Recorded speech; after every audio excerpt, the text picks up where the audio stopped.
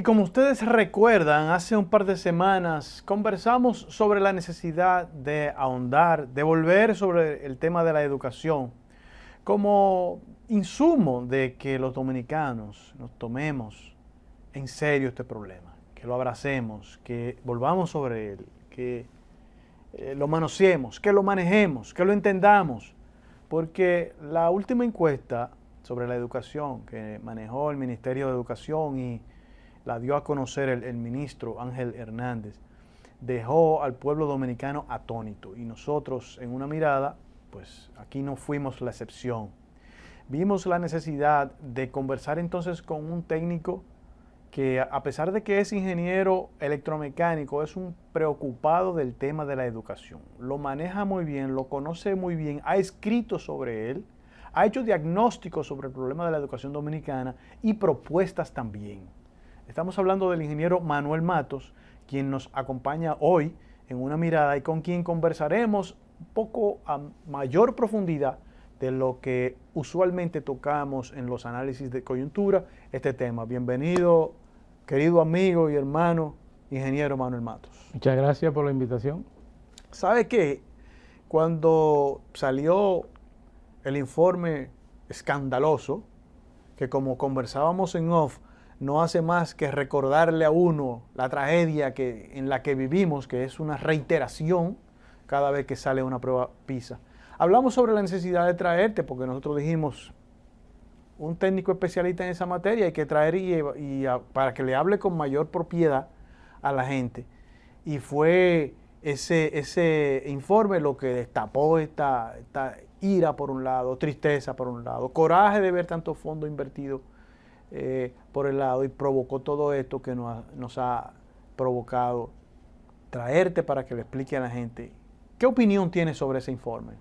Bueno, lo primero es que el informe no dice nada nuevo, es una confirmación de lo mal que estamos en materia educativa. Los indicadores se mantienen similar a las últimas encuestas que se han hecho, así que estamos prácticamente parados en el mismo sitio. Ese no es un informe PISA o una prueba PISA, ese no es eso.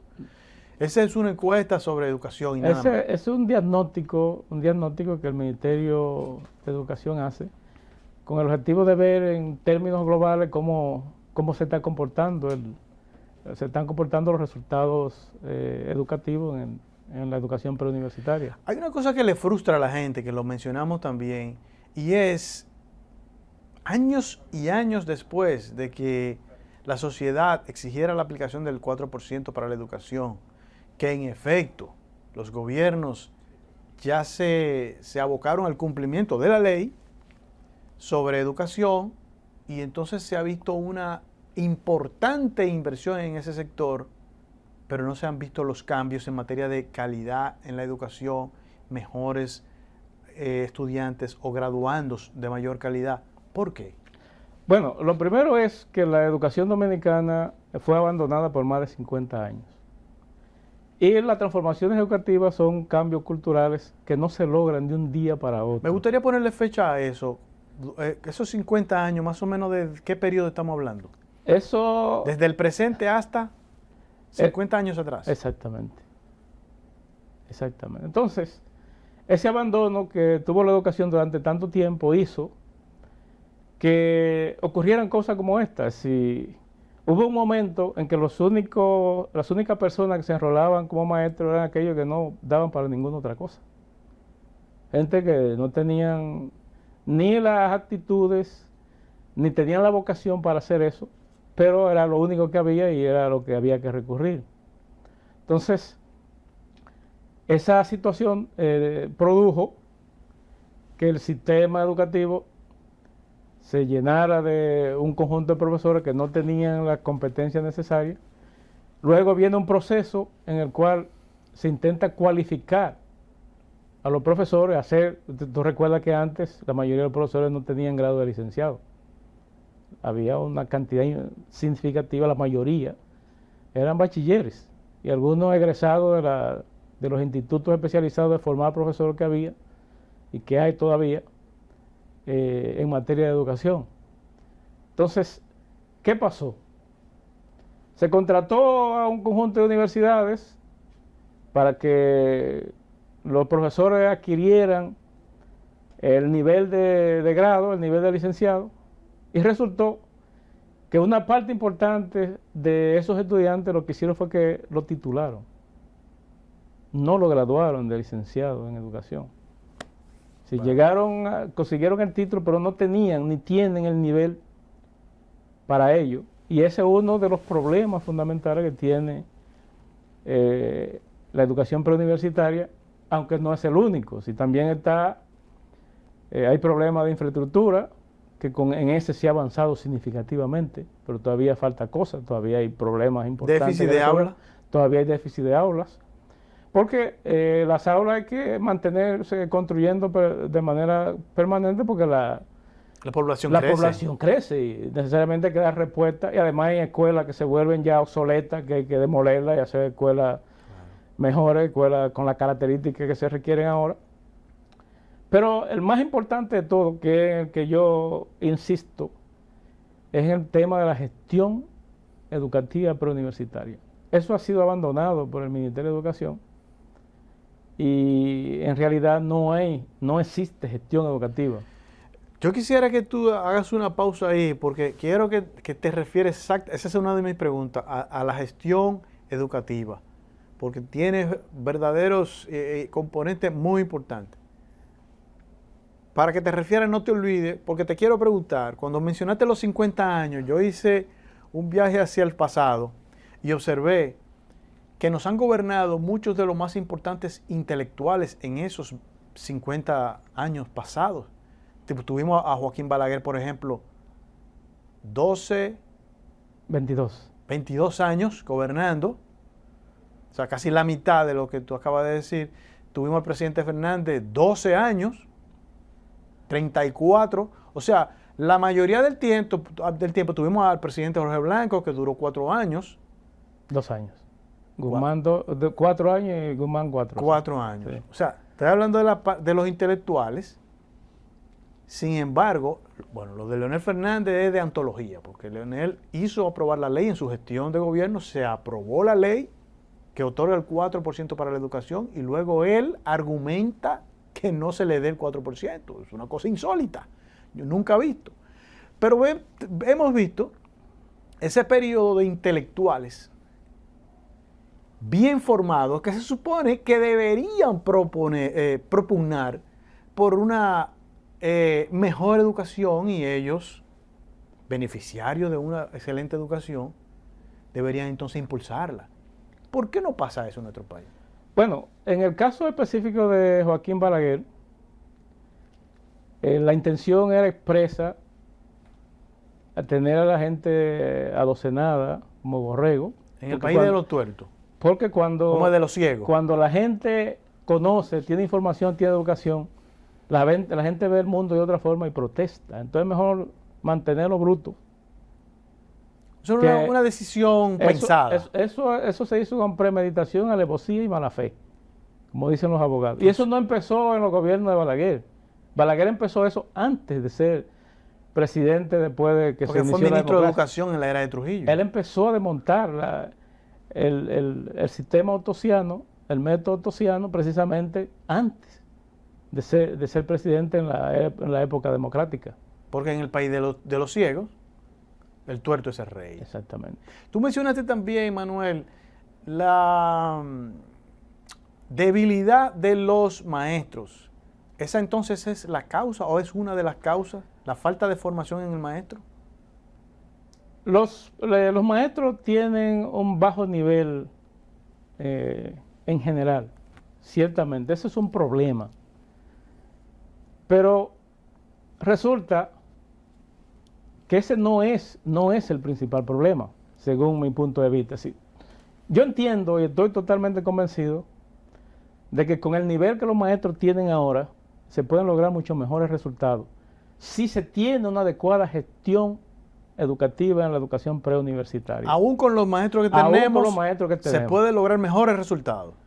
Produciendo simultáneamente con eso un proceso de formación de maestros en las áreas en que se van identificando como débiles. pero podemos sacar mucho mejores resultados de los maestros que tenemos ahora con el nivel que tiene ahora.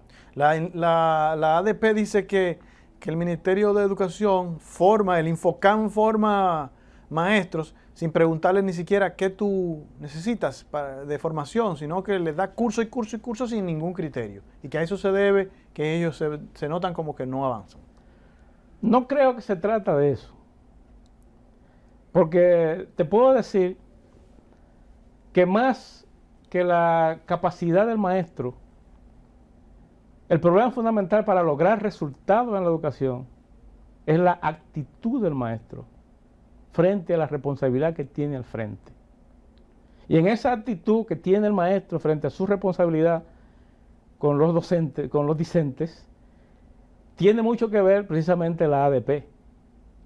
Porque la ADP en los hechos, ¿quién gobierna en las escuelas dominicanas, en las escuelas públicas dominicanas? Déjalo ahí, que sea una de mis preguntas también. Quiero que me amplíes eso, porque hay un concepto o una frase que usas en tus artículos de opinión que yo quiero invitar a la población que los busque en el periódico El Nuevo Diario, que es una serie de 6 artículos llamada Reenfocar la gestión, titulados esos artículos. Reenfocar la gestión educativa, un imperativo del MINER. En esos artículos, tú empleas la frase, la cultura del mínimo esfuerzo, que ese es algo que existe en el ámbito educativo, especialmente en el ámbito profesoral. ¿A qué te refieres con la cultura del menor esfuerzo? En realidad, la cultura del menor esfuerzo no solo existe en el Ministerio de Educación, existe en el Estado en general, en diferentes medidas, pero en el Ministerio de Educación es significativa esa actitud, tiene una presencia significativa. ¿En qué consiste eso?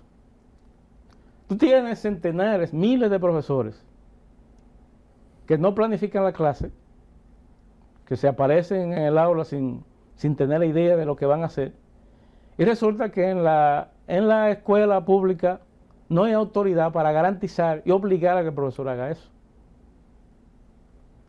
Hay centenares de escuelas en que hay profesores, muchísimos profesores, que llegan a la hora que le da la gana, se van cuando le da la gana, toman licencia por enfermedad y tú lo ves en las redes sociales, en fiestas, en churches, ese tipo de cosas. ¿Cómo? Entonces, y nadie puede hacer nada porque la autoridad no está en la escuela.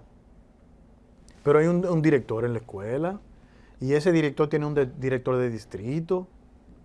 Sí, hay un director, pero el director no tiene autoridad. De hecho, yo conozco casos, varios casos, porque yo estoy vinculado al sistema educativo, porque además de que soy profesor desde hace casi 30 años, aunque no de escuela pública, sino profesor universitario, la esposa mía es maestra de escuela y continuamente estamos evaluando la situación, evaluando las escuelas y conocemos lo que pasa en la escuela dominicana, cómo se comporta el maestro, cómo se comporta el director, y resulta que en el MINER, en la educación preuniversitaria, está pasando algo similar a lo que pasaba en la CDE cuando existía Citracode. De hecho, yo escribí una vez un artículo que se llamó La citracodización de la ADP, que lo pueden buscar. La citracodización de la ADP. La citracodización de la ADP, donde yo decía lo siguiente, sí. Un sindicato no existe para defender a los trabajadores, existe para defender los derechos de los trabajadores, no defender cualquier cosa que haga el trabajador. Entonces, en la ADP, tú tienes un profesor que no planifica, que no cumple con su responsabilidad, el director, después que no aguanta más, lo pone a disposición del distrito y el ADP te lo impone en la escuela. ¿Cómo? Sí. Si el ADP dice que no se va, no se va. Porque dijo la ADP, aunque la autoridad determine que debe irse porque incumplió. Así mismo, la ADP dice que no se va, igual con los directores. Si hay un director que le simpatiza a la ADP y el Ministerio de Educación, el distrito decidió moverlo a otro sitio porque hay algún problema con ese director y la ADP dice que no se va, pues no se va. Basta con que sea miembro de la ADP. Exactamente. Ellos dicen que no importa que tenga razón o que su causa sea justa o que sea injusta, que haya faltado, basta con que sea miembro de la ADP para imponerse la decisión de la ADP. Sí, se impone la decisión de la ADP. Entonces, yo tengo por experiencia, por mi formación en administración, que si una persona, si una autoridad no tiene la capacidad de decidir si una persona continúa o no en el puesto, no es su jefe. Si el director de la escuela no tiene la autoridad para decidir si un profesor puede o no estar ahí, no es jefe del profesor. ¿No tiene razón de ser entonces esa figura en las escuelas? Es decorativa. La figura del director es decorativa en lo que se refiere a gerenciar la escuela. Porque la autoridad, te digo, quien manda en la escuela es la ADP. Porque el MINER ya hace tiempo abandonó eso a su suerte. Hay una, que yo quisiera, una expresión, digamos, estoy empleando mucho esa muletilla yo, digamos. Hay una manera en la que describes exactamente eso, lo que estás diciendo, que yo quisiera citarla porque es muy gráfica, muy impactante, que, repito, está en la serie de artículos, 6 artículos a propósito, con el título, a propósito de esta temática, con el título Reenfocar la gestión educativa, un imperativo de la ley, del MINER, que está en el periódico El Nuevo Diario y que les invito nuevamente a buscarlo, donde Manuel Matos dice: el sindicato de profesores, permíteme citarte, es el que dirige la gestión pedagógica, porque yo quiero citarlo porque fue que quedé escandalizado con esto. El sindicato de profesores es el que dirige la gestión pedagógica en el sistema educativo preuniversitario. Ellos deciden qué permiten que se haga o no en las escuelas. No importa la línea que emanen las autoridades formales, si se llena o no el registro, ellos son los que deciden eso. El calendario escolar, ellos son los que deciden. Bueno, tuvimos una disputa recientemente en la que ellos dijeron, en el que ellos dijeron, no vamos a, no, el año escolar, no, las vacaciones de diciembre, recuerdo, no se terminan el 20, se terminan, las clases se terminan el 12, sí. Así coge ese 8 días más de vacaciones, y al final se impusieron, y el Ministerio de Educación, y hubo que negociar y buscar 80,000 cosas, como si fueran impotentes las autoridades, a las que le estamos dando más de 200,000 millones de pesos al año. Sí, pero además la ADP hace cosas como esta, sí. Tú ingresas un grupo de profesores nuevos al sistema, y en todas las empresas, cuando viene un grupo nuevo, tú tienes que inducirlo, es decir, enseñarle el ambiente en que se va a mover para que pueda conectar un conjunto de cosas que son indispensables para él realizar su trabajo. Y la ADP públicamente llamó a los profesores que no asistieran, porque eso era carga más de trabajo. ¿Tú te imaginas una cosa como esa? Porque le estaban poniendo más trabajo, asistan. Sí, no, que no asistan, que eso era más trabajo. Pero además, el MINER creó un nuevo sistema de registro de notas y la ADP también llamó a que no lo usaran. Esa parte sí quiero mencionarla también. Dice, si se suspende o no la clase, ellos son los que deciden. Si se traslada un maestro, si van a una capacitación, si procede una sanción o no, si se aplica un enfoque pedagógico, en fin, ejercen la autoridad que debería corresponder al MINER. Así mismo es. Así mismo es. Pero estas son cosas escandalosas. Sí, pero además eso lo sabe todo el mundo. Pero tú sabes por qué nadie hace nada. ¿Por qué? Porque le tienen miedo a la ADP. La ADP es un cuco en este país. Porque la ADP tiene más de 100,000 profesores que tienen familia.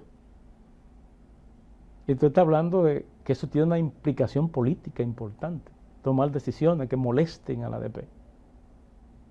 Pero política partidaria, porque ahí la ADP está compuesta por todos los sectores políticos.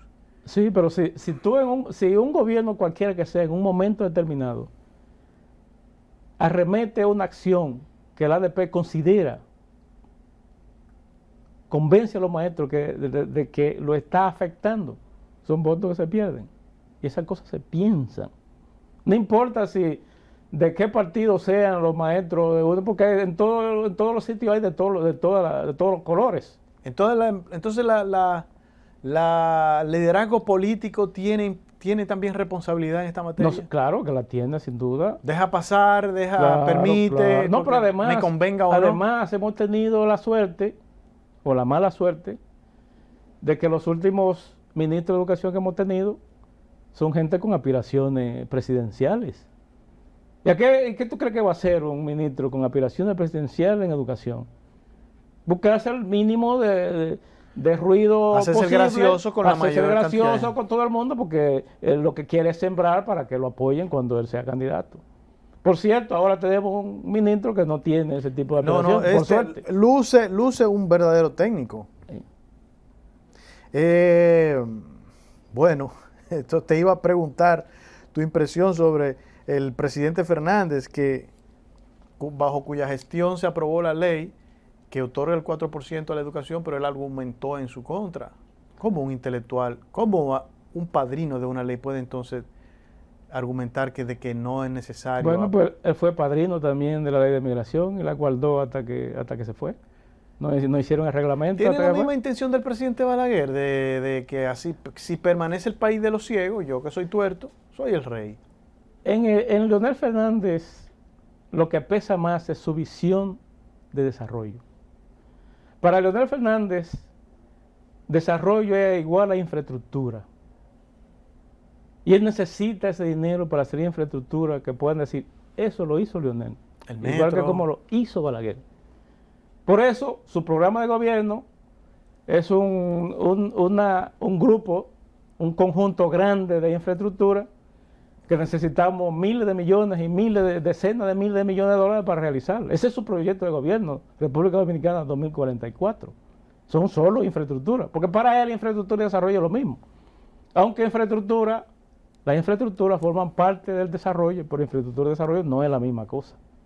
Puede tener perfectamente el mejor hospital del mundo, con los mejores médicos, la mejor infraestructura, y si ahí no se resuelven problemas de salud con calidad y calidez, eso no es desarrollo. República Dominicana 2044 es solo un proyecto de infraestructura. Es un plan de infraestructura nacional. Es un plan de infraestructura, ese es el programa. No implica transformaciones institucionales, nada, no, solo no, eso. No, las institucionales eso no es una preocupación del presidente Leonel Fernández. ¿Terminó siendo entonces más alumno de Joaquín Balaguer que de Juan Bosch? Sí, pero lo dijo que sus líderes eran... Los Vinchos. Vinchos y Balaguer, eso lo dijo. Que sus líderes eran Joaquín Balaguer y Marino Vinicio Castillo. Hay que estar vivo para oír cosas. Sí, así mismo es. Manuel, hay una expresión que me llamó la atención también en uno de tus artículos. Tú dices, una de tus propuestas habla sobre la necesidad de, comillas, entregar el gobierno de las escuelas a los equipos de gestión. Explícale un poco de eso a los dominicanos. Mira, ahora mismo, como te dije, el gobierno de la escuela la tiene la ADP. Entonces, en mi visión de cómo deben hacerse las cosas, la escuela debe ser gobernada localmente.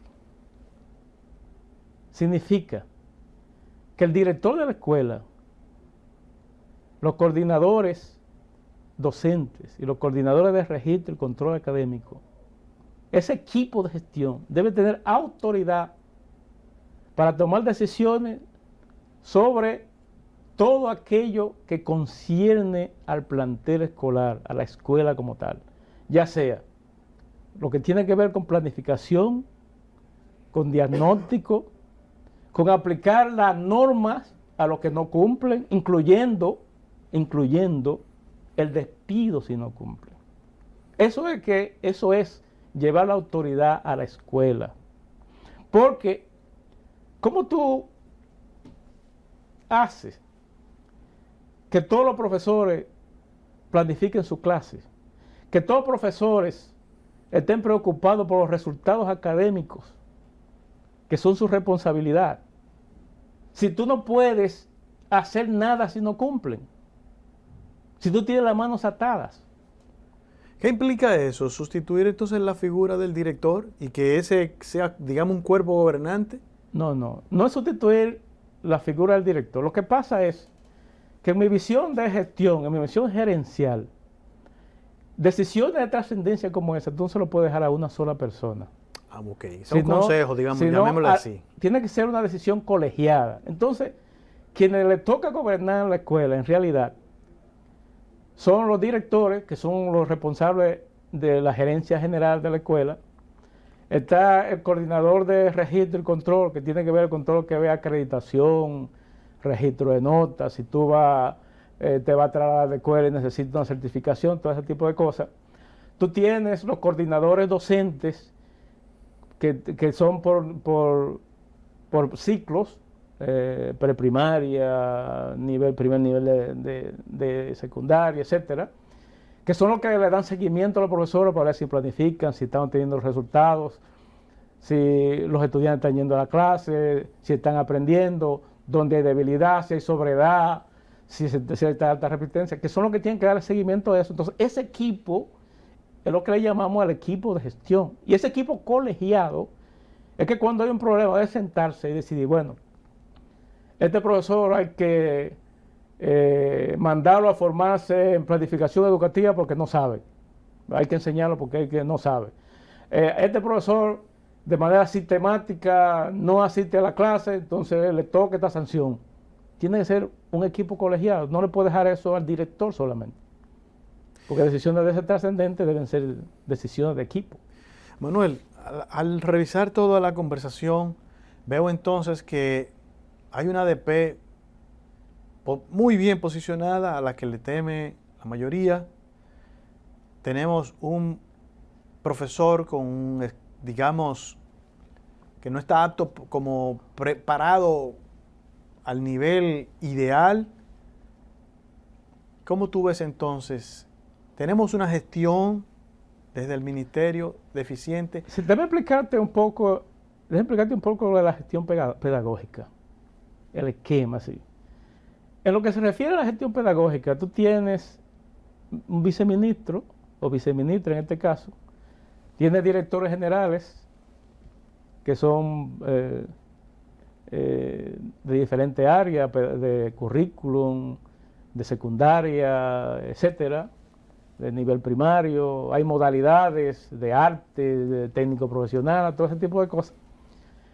Luego tiene los directores regionales, tiene directores distritales, tiene entonces los directores de escuela y tiene, acompañando a esos, digamos, gerentes principales, en el caso de los directores regionales, tiene los técnicos regionales. A nivel de distrito tiene los técnicos distritales y a nivel nacional tienen los técnicos nacionales. Y en la escuela, entonces, tienen los coordinadores docentes. ¿Qué está pasando? Nosotros teníamos hasta hace poco más de 3.000 técnicos docentes nacionales, regionales y distritales cobrando sueldo de maestros, ¿cómo? Haciendo labores de técnico.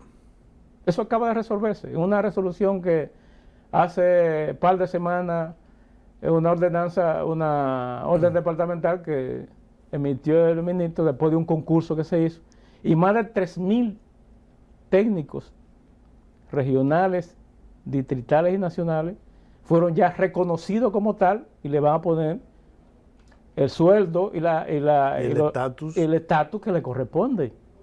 ¿Qué tú crees que va a pasar con esos técnicos? ¿Que van a estar más empoderados o menos empoderados? Más empoderados. Van a estar más empoderados porque ya se le está reconociendo el estatus que tienen y se le está pagando por el trabajo que están haciendo. Pero resulta, por ejemplo, que nosotros tenemos centenares de directores de escuelas interinos. ¿Qué pasa? Porque no se termina de nombrar definitivo. Porque el director anterior se murió, sí, lo jubilaron. O se fue a vivir a otro país. Se fue a vivir a otro país. Y pusieron a alguien interino. Y pusieron a alguien interino que era el más viejo, que era del partido, o lo que sea. Pero nadie se detuvo a ver si esa persona tenía el perfil para ser director de escuela.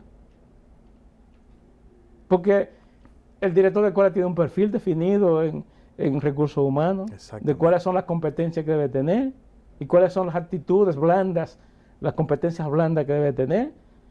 Entonces, ¿qué va a pasar? Que ese profesor que está de director, que además cobra como profesor, Como profesor. no como director, ¿qué tú crees? ¿Que él va a dirigir adecuadamente la escuela? No, se va a estar loco por irse antes de las 12. Sí, ¿con qué ánimo, con qué motivación esa persona va a estar trabajando duro para sacar resultados en la escuela?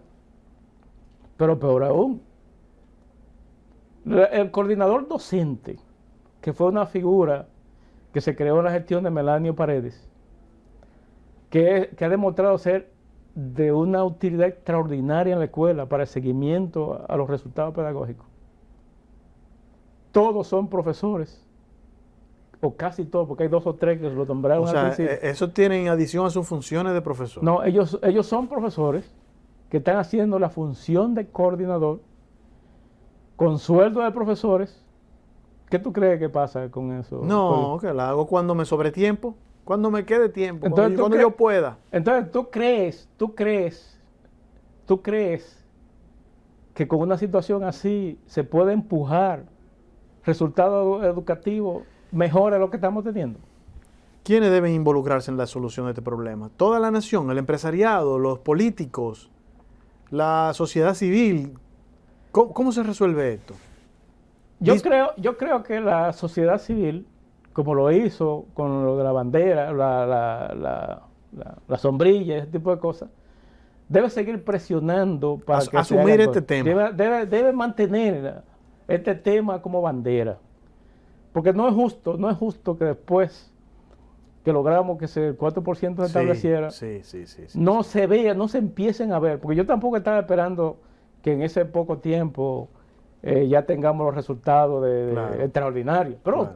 necesita que se vea que se está cambiando. Algo debe verse, sí. Hay que ver que se está moviendo positivamente los indicadores de los cuales, sobre los cuales estamos trabajando. Entonces, necesariamente el Ministerio de Educación tiene la obligación, tiene la responsabilidad de empezar a resolver esos temas. Pero y precisamente esa decisión de hacer el concurso de técnicos va en esa dirección. Y ahora mismo está abierto, que precisamente la esposa mía está en Higüey, dirigiendo una parte de ese proceso, un concurso nacional De 7,000 maestros. de monitores, de monitores. Ah, Que, tú sabes que en la modalidad de arte y técnico profesional existen monitores que no son profesores graduados.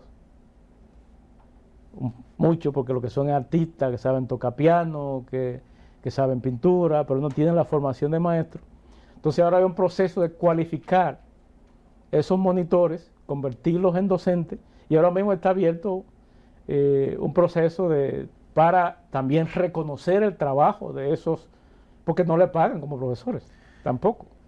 partiendo de esta realidad que hemos conversado aquí, ¿cómo tú ves la educación a 10 años?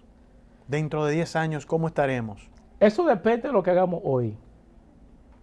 Si mantenemos la línea de mejorar la gestión educativa, de empoderar a los equipos de gestión, de empoderar a los directores, de identificar cuáles son las necesidades que hay de directores, de técnicos, docentes regionales, distritales, nacionales, coordinadores, se le selecciona siguiendo el perfil que se necesita, se le paga lo que le corresponde que se le pague.